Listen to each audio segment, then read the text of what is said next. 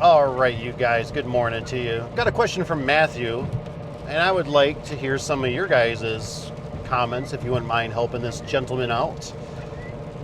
Matthew is asking, how do I grow my customer base? What types of customers should I be going for? That rabbit hole can go pretty deep. So I'm going to give you my few cents on it. It really all depends kind of on your pain threshold, you know. I look at it like if you don't have a lot of capital, go with residential.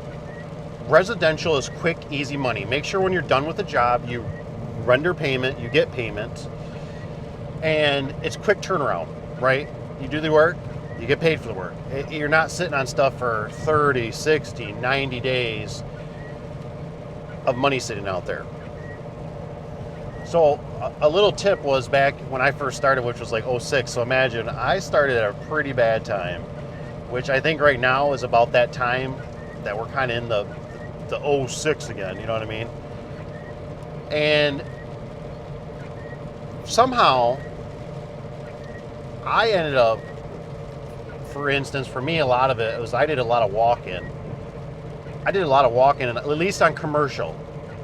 Now, when things got bad in 07, 08, we were about 50-50. We didn't have a lot, that's for sure, but we were about 50-50. 50% residential, 50% commercial. Now, mind you, when the recession hit there, it was amazing how residential just turned off. I mean, just boom, went bye-bye instantly. It was like, hello. It was like, I mean, you got like some broken springs but they were trying everything they could to keep their garage door going, right?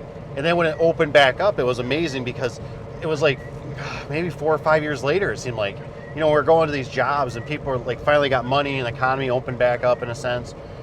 And you're going to this and you're like, whoa, you know, you're like, you needed to replace your door like 5 or 8 years ago. Like, it's in really bad shape. And they're like, yeah, I know.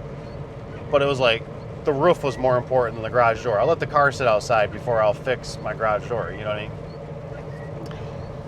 Commercial, you always got to remember, you got a lot more money up front. So if you got capital, if you're just sitting on a pile of money that you're like, hey, I can go out and put in, you know, one big commercial door or 2 or 3 or 20 and sit for 30 days and keep working, then that's not so bad. But your customer base, it's tough. Right now, when you're always starting out, it's amazing, right? I'm actually helping my brother-in-law today, and he's starting a business, and he's doing flooring, let's say, just say. And it's amazing what we both do. I got other businesses I start, you know what I mean? And it's amazing, like it makes me feel like a kid again. It makes me feel young and not so many gray hairs, because I know what happens. You know, at first you're like, oh my gosh, you know, you're like, I got no customers, I need customers. And then it's like you start getting this one job or two and you're like, oh, I'm okay. And all of a sudden maybe you get 3 or 4 and all of a sudden they pile on at once, right? And that's one thing I always never liked about our industry in the garage door business is like, it's never a smooth, consistent. It's like, you know, whoop, woo, whoop, woo, woo, woo, woo, woo, woo. You know, it's, and some weeks you need 3 guys, next week you need 20 guys.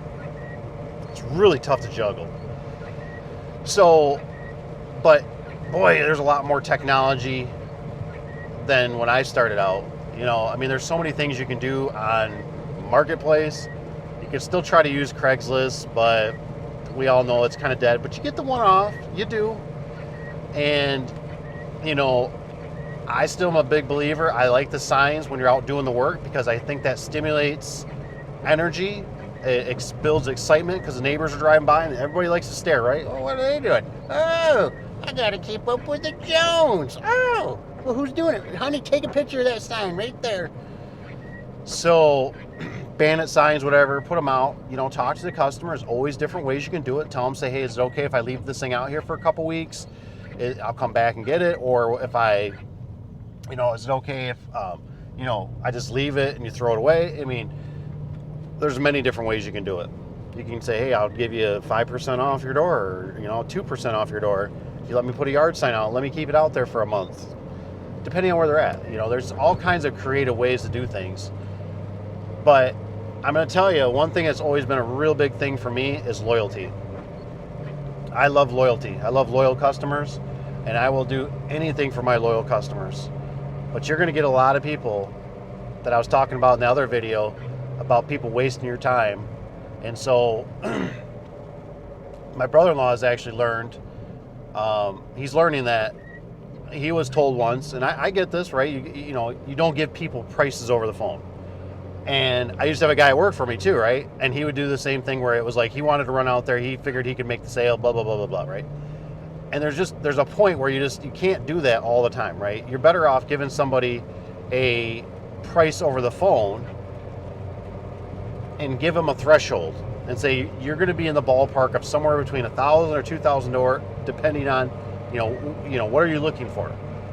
And it just blows my mind how much that saves, because when you're the guy that's doing the brakes on the weekend, when you're the guy doing the oil change, fixing the van, it's got rust holes in it, whatever, it's breaking down, it's got a lot of miles, you realize real quick, you're like, man, I've drove around a lot and wasted a lot of time, and I could be doing productive things, making money, than driving around. And like I said, everybody now, it's like every day it gets better and better and better and better. Because most people nowadays, in my other businesses, I can get people to text, right? So it's a lot easier to have people text and get pictures, or their grandson's got a phone. Like we're eliminating those people. I'm not trying to say that like in a mean way, but technology. I mean, even my parents have smartphones. You know what I mean? And I think I have one uncle that has one that was reluctant to still having the flip phone, but he finally got one, but he doesn't want to use it. You know what I mean? But that's going to change. You know, it's going to change for you, especially when you're starting out in that. So use the technology if you can, but you have to use your own best judgment on residential to commercial. What's your pain threshold? What do you want to? What do you like to achieve? You know, when I was heavy into it, I really liked the commercial because I knew what I was doing the next day. Residential, it was like every day you're going into, I don't know what the heck I'm getting into. You know what I mean? Like they tell me it's got a broken spring, and if you don't get pictures and stuff like that, do the pre-qualify them, it could be a real nightmare, right? Because you don't know what the layout is. You don't know if the driveway's on a slant. You don't know if you're, maybe got an older vehicle. I had vehicles, transmissions weren't that strong, or they didn't get in park that well, and you're like, oh my gosh, it's going to roll down the hill and go into the road and smash another vehicle, blah, blah, blah, blah. So residential was always just like, every day was like, I don't know what I'm doing, but it's, if you like keep moving, it's not a bad gig. But commercial I like because if you're there, the next day you know what to bring, right? You make your list. You go through at the end of the day, you say, okay, I forgot winding bars, I forgot this, I forgot that, but you normally can keep moving, especially when you have multiple doors. So Matthew, I know that's you kind of got a broad question there. I really appreciate the question for sure. So I hope that helps you out. And if you have any questions, any of you guys, go ahead and just email me. Sometimes, like I said, I don't see all the comments. My phone, for whatever reason, doesn't just pop them up like the old Samsung used to. And like I said, big or small question, don't hesitate. Email me. I love them because it stimulates my brain to go, oh yeah, somebody out there's probably struggling or thinking of wants ideas.